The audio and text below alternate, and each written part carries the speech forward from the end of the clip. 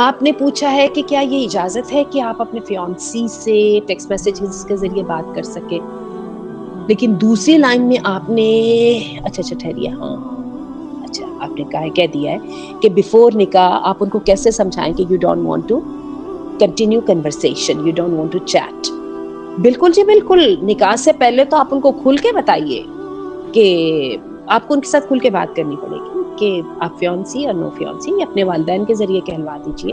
کہ میں جو ہے اسلامک ویلیوز کو بہت سیریس لیتی ہوں، اور میں یہ سمجھتی ہوں کہ منگنی کا رشتہ کوئی ایسا رشتہ نہیں ہے جس کے ساتھ انسان جو ہے وہ ایک دوسرے کے ساتھ ایسا کوئی تعلق رکھ سکے، اور پلیز اسپیئر می. اور انشاءاللہ جب نکاح ہو جائے گا، شادی ہو جائے گا، تو آئی ول بی آل اویلیبل، لیکن in this condition I won't be able to.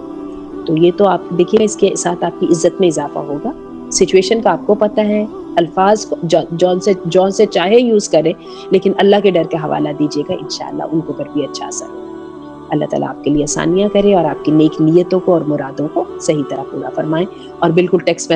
Messages وغیرہ فیانسی کو نہیں کریں. اگر آپ واقعی ہی کرنا چاہتی ہیں کسی ضرورت کے تحت، تو پھر ایسا کیجئے کہ بھائی یا والد صاحب کے ساتھ مل کے ایک گروپ بنا لیجئے جس میں وہ والے میسیجز کیا کریں، تاکہ آپ کا محرم جو ہے وہ اس میں انوالو